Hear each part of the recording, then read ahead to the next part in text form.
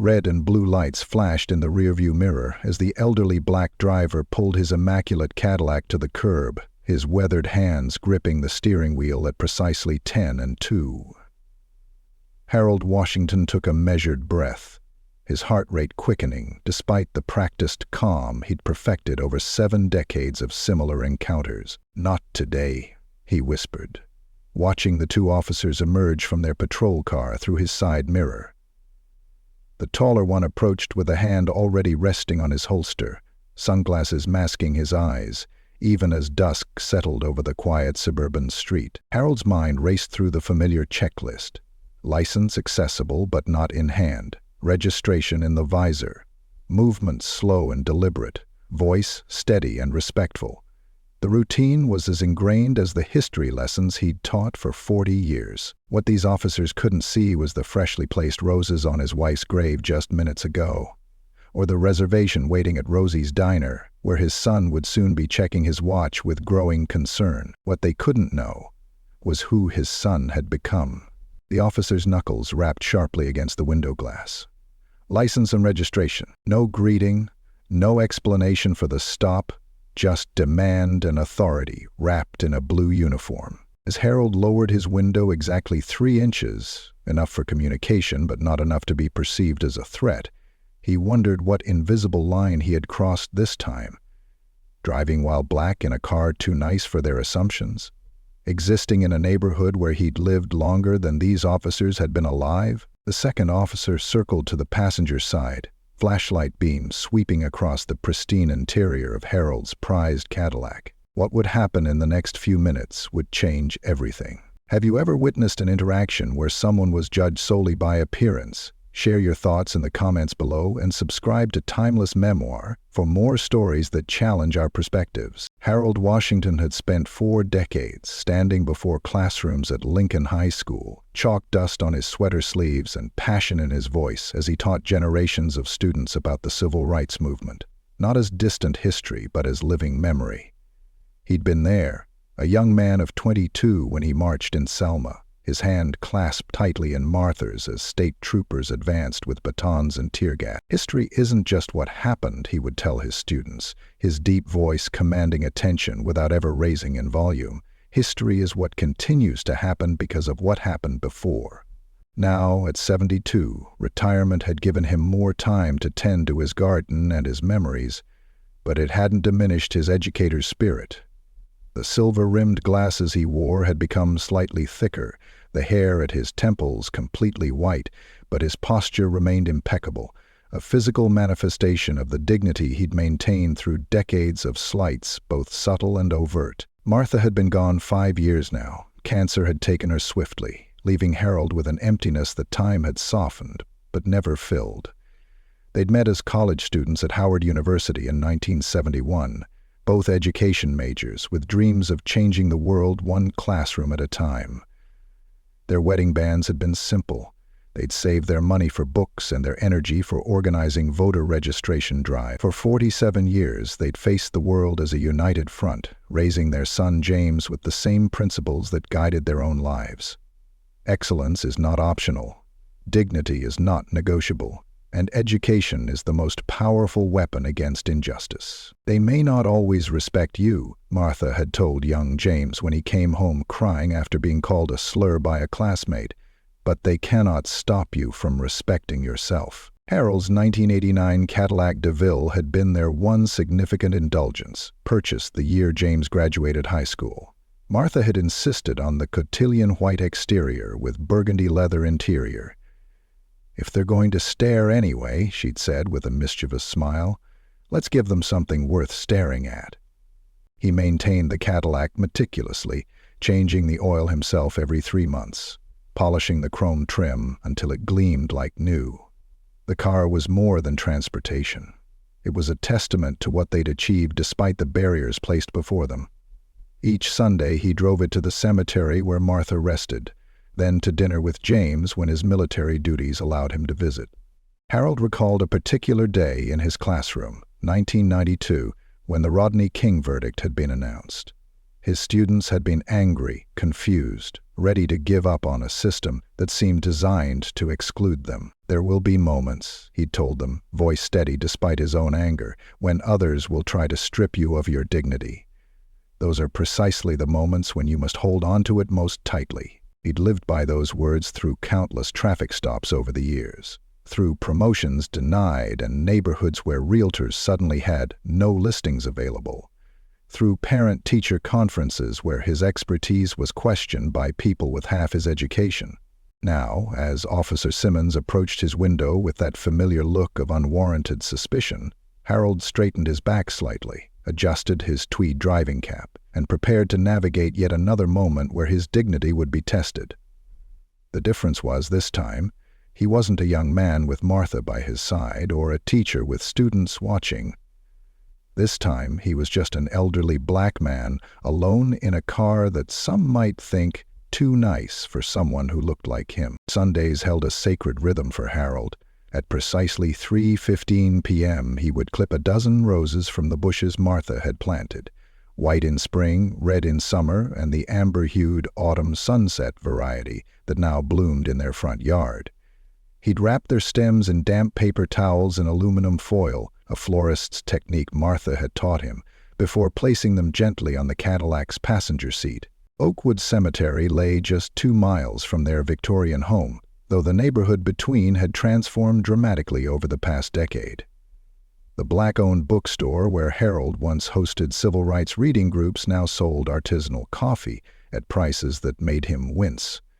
The barber shop where men of the community had gathered for political discourse as much as haircuts had become a boutique selling hand-poured candles and imported soaps. Even the church where he and Martha had worshipped for 30 years now offered meditation sessions alongside traditional Sunday services. "They call it progress," Harold had remarked to Martha's headstone just last week.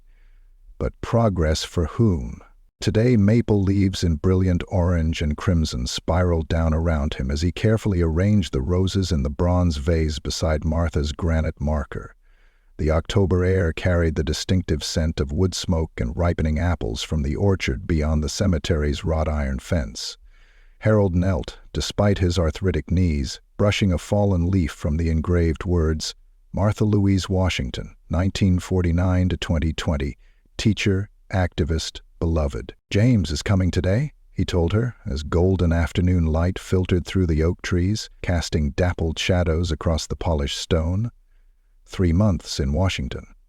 Says he has news. After 15 minutes of quiet conversation, updating Martha on neighborhood changes, the church fundraiser, and their granddaughter's college applications, Harold checked his watch. 4:30 p.m. Perfect timing to meet James at Rosie's by 5 o'clock. Rosie's Diner stood as one of the few unchanged landmarks in Oakwood, its neon sign casting the same pink glow it had since 1962. Inside, the red vinyl booths had been reupholstered but never replaced, and the jukebox still played Sam Cooke and Aretha Franklin alongside newer additions. Harold and James always took the corner booth beneath the signed photo of Muhammad Ali's visit in 1974. They'd order the same meal, meatloaf for Harold, chicken and waffles for James, and share news of their lives over coffee and Rosie's famous sweet potato pie. As Harold eased the Cadillac back onto Maple Avenue, anticipation warmed his chest. 3 months was too long between visits, but such was the reality of his son's demanding career. The thought of James waiting in their booth, perhaps already ordering Harold's coffee, black, 1 sugar, quickened his pace. Until those red and blue lights flashed in his mirror. "License and registration," Officer Simmons repeated, his tone hardening when Harold didn't immediately comply. "May I ask why I've been pulled over, officer?" Harold's voice remained steady, though his pulse quickened beneath his pressed shirt collar. Simmons' jaw tightened. "You were driving suspiciously in a high-value vehicle. License and registration. Now," Harold noted the careful choice of words, not speeding or erratic driving, but suspiciously. A word impossible to disprove, designed to justify the unjustifiable. "I understand, officer. My license is in my wallet and my registration is in the glove compartment. I'm going to reach for them now, if that's all right." Harold narrated his movements, a survival tactic he'd learned decades ago and had taught his son when James turned 16. Officer Rodriguez appeared at the passenger window, flashlight beam sweeping across the empty seat where Martha's roses had rested minutes earlier. "Vehicle's clear on this side," she called to her partner, her voice professional but lacking Simmons' edge. Harold handed his license and registration through the narrow opening of his window. Simmons examined them with exaggerated scrutiny, holding the license close to his face despite the fading daylight being more than adequate. "This your current address, Mr. Washington?" Simmons asked, emphasizing the Mr. with subtle mockery. "Yes, officer. I've lived there for 38 years. And this vehicle belongs to you?" Harold felt a familiar heat rising in his chest. Not anger, but the particular burn of dignity under assault. "Yes, officer. I purchased it new in 1989. Simmons handed the documents to Rodriguez. "Run these," he instructed before turning back to Harold. "Step out of the vehicle, please." Harold's hands remained visible on the steering wheel. "May I ask why that's necessary, officer?" "I was driving at the speed limit and using proper signals, sir." Simmons' voice dropped an octave. "When an officer gives you a lawful order, compliance is not optional. Step out of the vehicle." In his 40 years of teaching, Harold had learned to read people, to see past words to the intentions beneath. What he saw in Simmons' stance was a man seeking submission, not safety, control, not compliance. "Of course, officer." Harold reached slowly for the door handle, his mind racing through potential outcomes. He was expected at Rosie's. James would worry if he was late.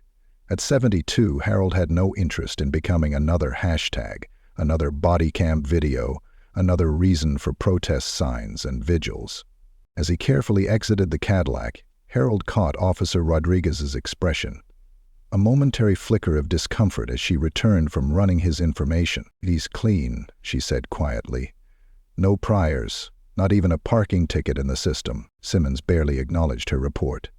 "Face the vehicle, sir. Hands on the roof." The words landed like physical blows. In his peripheral vision, Harold noticed a young couple slowing their pace on the sidewalk, the woman's hand rising to cover her mouth. Witnesses. Small comfort. "Officer," Harold began, his educator's instinct to explain, to reason rising to the surface. "I'm on my way to meet my son for dinner. I'm already running late." "Hands on the vehicle," each word punctuated with escalating authority. Harold complied, the cool metal of his beloved Cadillac now an instrument of his humiliation. The roses he'd placed on Martha's grave less than an hour ago seemed to belong to another lifetime. As Simmons began patting him down with unnecessary thoroughness, Harold closed his eyes briefly. In his mind, he heard Martha's voice. "They can take your time, they can inconvenience you, they might even take your freedom or your life, but they cannot take your dignity unless you surrender it." "What's this?" Simmons pulled a small object from Harold's coat pocket. The polished stone James had sent him from Afghanistan years ago, inscribed with the word strength. Harold carried it always. "A gift from my son," Harold replied, his voice betraying no emotion despite the violation of having his personal effects examined on a public street. "Aha." Simmons turned the stone over in his palm with exaggerated suspicion. "And what does your son do, Mr. Washington?" Before Harold could answer, Rodriguez interrupted, her voice carrying a note of urgency. "Derek, his record's completely clean. Registration matches. Insurance is current. I don't think—" "I didn't ask what you think," Simmons cut her off, his attention still fixed on Harold. "I'm conducting a thorough investigation of a suspicious vehicle." Harold felt the weight of every second pressing down on him. Each moment another indignity to endure with the practiced patience of a man who had endured countless similar moments. But beneath that patience, a genuine fear flickered, not just for himself, but for what this encounter represented. That 7 decades of living with integrity could still be reduced to suspicious hands on a car roof, being searched like a criminal for the crime of driving while black. Field Marshal James Washington was a man who carried history on his shoulders, and he bore it with the quiet strength inherited from his father. rising through the ranks of the military with a combination of strategic brilliance, unwavering discipline, and an unshakable moral compass. James had become the first African American to achieve the rank of Field Marshal in the modern era. His name was spoken with respect in Pentagon halls and international military summits alike, yet he remained grounded in the lessons his father had instilled from childhood. Growing up, James had watched Harold navigate a world that often refused to see him fully. His father's dignity in the face of discrimination was a living lesson, far more powerful than any textbook. "Respect is earned, not given," Harold would say, "but never let anyone make you feel less than you are." Those words became the foundation of James's leadership style. Firm but fair, commanding yet compassionate, James remembered the countless evenings spent at the kitchen table poring over history books with his father, discussing the sacrifices of those who came before them. Harold's stories weren't just about dates and events. They were about resilience, courage, and the ongoing fight for justice. It was this legacy that shaped James's approach to his career, not just as a soldier, but as a symbol of progress and possibility. Being the first in so many arenas was a heavy burden. James understood that his achievements were not just personal victories, but milestones for an entire community. Every decision he made was weighed against the expectations of those who saw him as a trailblazer. He had learned early on to navigate the subtle and overt challenges of racism within the military, using strategy and diplomacy to dismantle barriers while maintaining his integrity. Despite his high rank and the respect it commanded, James remained deeply connected to his roots. His relationship with Harold was more than father and son. It was mentor and protege, moral compass and guiding light. They shared a bond forged through shared struggles and mutual respect, a bond that transcended rank and title. Tonight, James was returning home after 3 months of intense military meetings in Washington, D.C. He had been looking forward to their Sunday dinner at Rosie's Diner, a tradition that grounded him amid the chaos of his demanding career. But as the minutes ticked past their usual meeting time, a knot of worry tightened in his chest.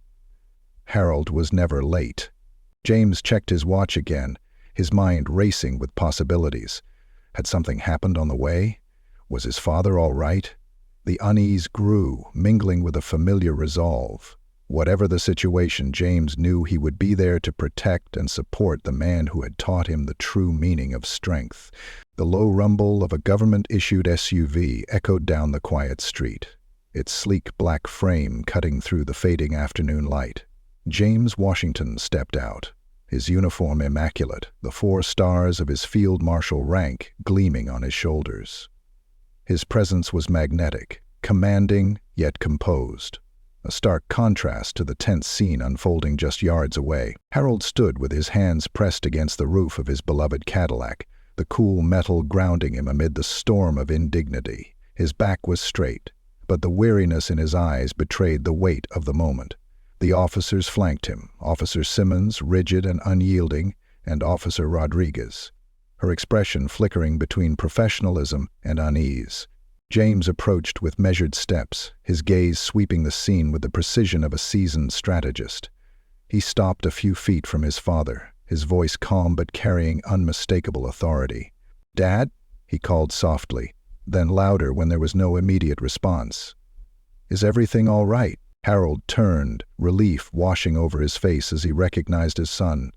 "James," he said quietly, "I'm fine, just a misunderstanding." Officer Rodriguez straightened instantly, her eyes widening as she took in the uniform and the insignia. "Field Marshal, Washington," she said with a respectful nod. "Sir."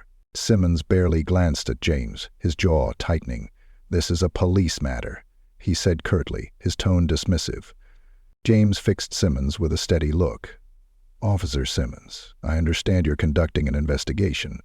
May I ask on what grounds my father is being searched?" Simmons shifted uncomfortably but maintained his stance. "Sir, this vehicle matched a description related to suspicious activity in the area." James's eyes narrowed slightly. "And what suspicious activity would that be exactly?" Before Simmons could respond, Rodriguez interjected, her voice firm but measured. "Sir, I ran his records. There's nothing, no priors, no outstanding warrants. His registration and insurance are current and valid. Simmons' face flushed with irritation. That doesn't mean anything. We have to be thorough. James took a step closer, his presence filling the space between them. Being thorough does not mean violating a citizen's rights without cause. My father has complied fully. I expect the same respect from you. The tension thickened, the power dynamics shifting palpably. Passers-by slowed, some pulling out phones, others watching silently. The street had become a stage for a confrontation far larger than a routine traffic stop. Simmons' eyes flicked to the stars on James' shoulders, then quickly away. His voice lowered, tinged with reluctant acknowledgement. Field Marshal Washington, sir. I wasn't aware. James's expression softened just a fraction. Awareness is the first step toward respect, officer. I suggest you remember that. Rodriguez stepped forward, her tone now carrying quiet authority. Captain Phillips has been notified and is en route. We will await her instructions. Simmons exhaled sharply, the fight draining from his posture. Understood. James turned to his father, placing a reassuring hand on Harold's shoulder. Let's get you out of this, Dad. Harold nodded, the tension in his shoulders easing slightly. As the officers began to step back, the street seemed to breathe again, the moment of confrontation giving way to a fragile calm. But beneath the surface, the echoes of what had just transpired lingered, reminders of the invisible lines drawn by assumptions, and the power of a name and rank to momentarily redraw them. As the officers stepped back and the tension in the air began to dissipate, Harold Washington remained rooted to the spot, his mind a whirlwind of conflicting emotions.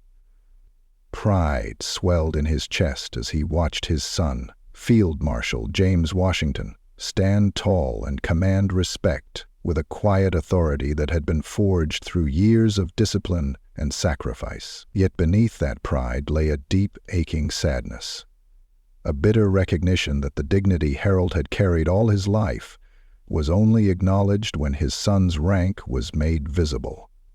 He thought back to the countless times he had been stopped, questioned, and scrutinized simply for existing in a world that too often judged him by the color of his skin and the car he drove. The same dignity that had earned him respect in classrooms and communities was dismissed on the street, replaced by suspicion and fear. It was a cruel paradox.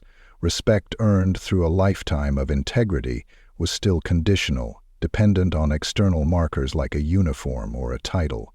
James, standing beside him, wore a mask of calm professionalism. His military training had taught him to control his emotions, to project strength even when anger simmered beneath the surface. But Harold knew that controlled anger well, the kind that burned quietly, fueling resolve rather than erupting in confrontation.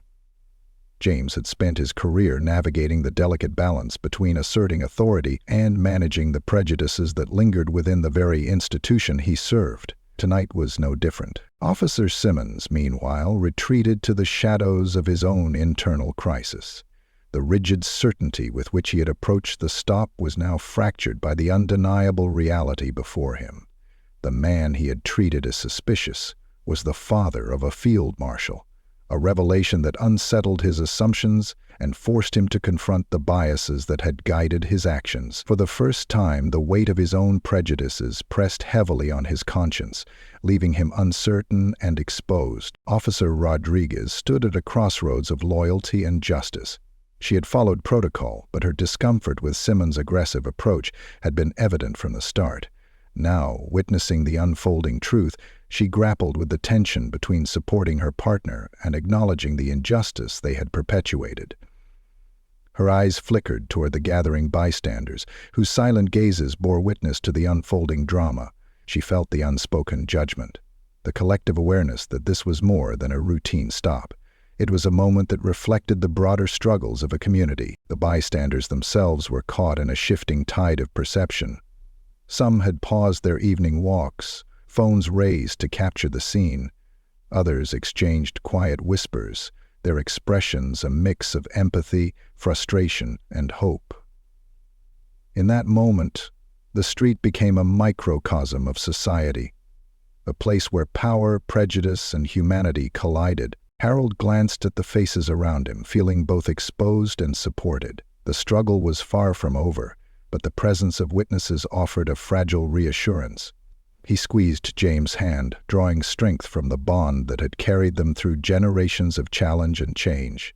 In the quiet aftermath, each person wrestled with their own truths, a reminder that beneath every encounter lies a complex web of emotions, histories, and choices that shape the path toward understanding and justice. The distant hum of an approaching vehicle grew louder, and soon a sleek black SUV pulled up beside the scene. Captain Eleanor Phillips stepped out, her presence commanding yet composed. Years of experience had taught her how to navigate the delicate balance between authority and community trust, and today was no exception. She approached the group with purposeful strides, her eyes quickly assessing the tension that still lingered in the air. Turning first to Harold, she offered a warm but professional smile. "Mr. Washington, I want to personally apologize for the way this situation was handled.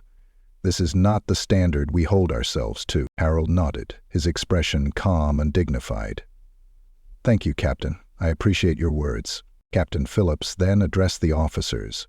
"Officer Simmons, Officer Rodriguez, I expect a full report on this incident.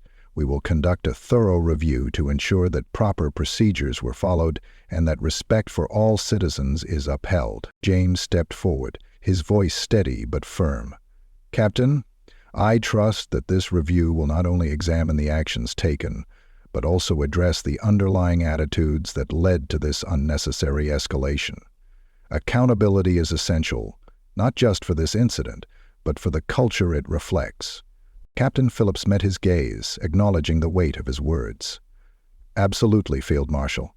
We are committed to learning and improving." Officer Simmons lowered his eyes, the earlier defensiveness replaced by a quiet acceptance. Officer Rodriguez exchanged a glance with him, her earlier discomfort now tempered by resolve. As the officers prepared to leave, Harold took a deep breath, the tension in his shoulders easing. "I hold no ill will," he said softly, "but I hope this serves as a reminder that dignity must be afforded to all, regardless of rank or appearance." James placed a reassuring hand on his father's shoulder. "Your dignity has always been a beacon, Dad. Today, it reminded us all of what respect truly means." The officers departed, their vehicles fading into the distance, leaving behind a quiet street bathed in the soft glow of twilight. Harold and James stood together for a moment, the weight of the day settling between them.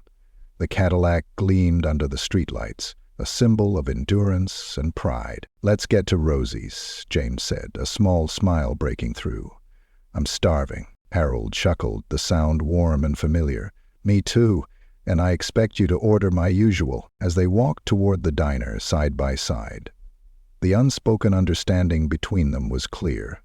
While this chapter had closed with dignity intact, the journey toward justice and respect was ongoing. Together they would face it, one step at a time. The neon glow of Rosie's diner bathed the familiar red vinyl booths in a warm, nostalgic light as Harold and James settled into their usual corner spot. The hum of quiet conversations and clinking silverware created a comforting backdrop, but the weight of the afternoon's events lingered between them. Harold stirred his coffee slowly, eyes distant yet thoughtful.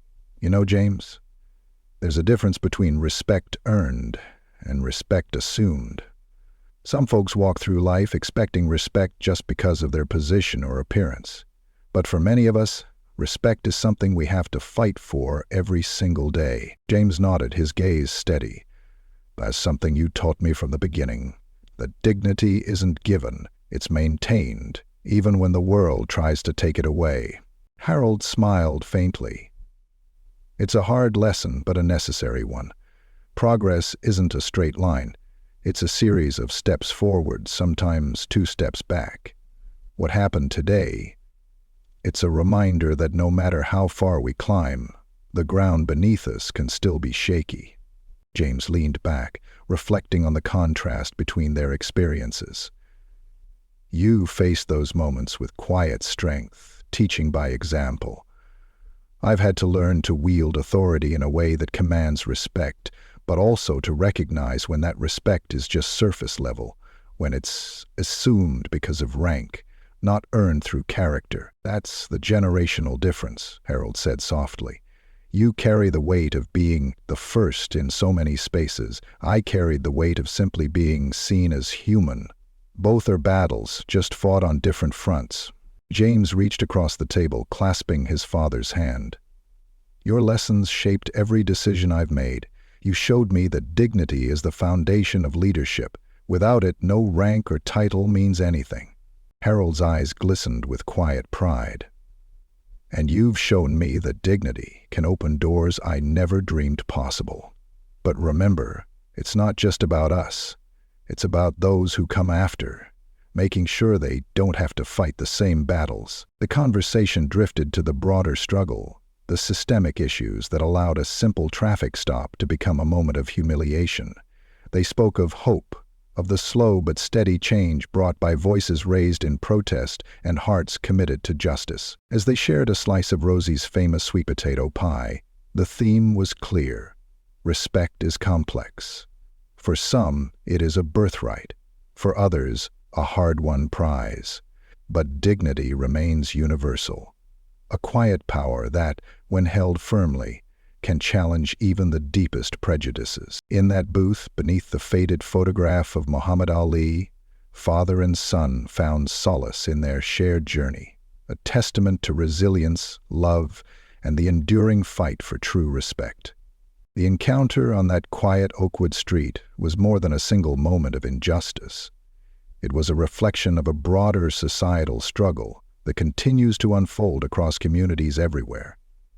It revealed how deeply ingrained biases can shape interactions, how assumptions can override humanity, and how power dynamics often dictate who is seen and who is overlooked. But this story also reminds us that change is not solely about transforming individual hearts. It is about dismantling systems that allow prejudice to persist unchecked. It is about creating institutions that uphold dignity for all, regardless of race, age, or status. The promise of progress lies not in isolated acts of recognition, but in sustained efforts to rewrite the rules that govern our society. Harold Washington's quiet strength offers a powerful lesson. No matter how others may treat you, your inner dignity remains yours to hold. It is a shield forged through years of resilience, a beacon that guides through the darkest moments. His story teaches us that dignity is not granted by others. It is maintained by ourselves, even when the world tries to deny it. As we reflect on this story, consider your own experiences.